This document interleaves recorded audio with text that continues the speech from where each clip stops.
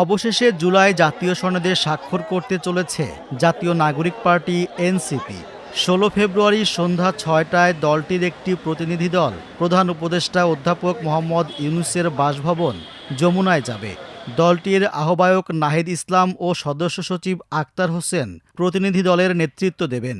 মাননীয় প্রধান উপদেষ্টা এবং জাতীয় ঐকমত্য কমিশন ২০২৫ সালের ১৭ অক্টোবর জাতীয় সংসদ ভবনের দক্ষিণ প্লাজায় আয়োজিত অনুষ্ঠানে জুলাই জাতীয় সনদ ২০২৫ স্বাক্ষরিত হয়।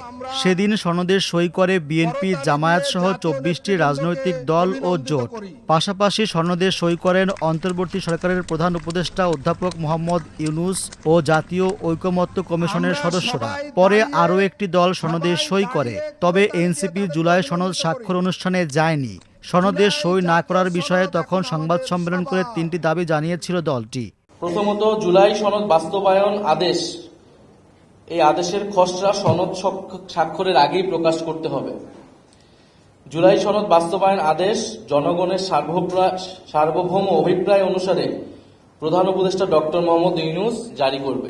ফলে এই জুলাই সনদের বৈধতার উৎসটা হতে হবে জুলাই গণঅভ্যুত্থান, সেই জায়গা থেকে সেটা প্রেসিডেন্ট নয় বরং হেড অব দি গভর্নমেন্ট হিসেবে ডক্টর মোহাম্মদ ইউনূস সেটি জারি করবেন। দ্বিতীয়ত, জুলাই সনদের ৮৪টি বিষয় রয়েছে, সেই ৮৪টি বিষয় একত্রে গণভোটে যাবে।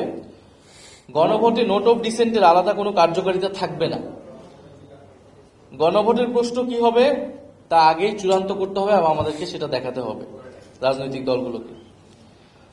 তৃতীয়ত হচ্ছে, গণভোটের দ্বারা জনগণ সনদ অনুমোদন করলে অর্থাৎ সনদের পক্ষে ভোট দিলে পরবর্তীতে সংসদকে কনস্টিটিউট পাওয়ার ডেলিগেট করা হবে সনদ অনুযায়ী সংবিধান সংস্কার করার জন্য।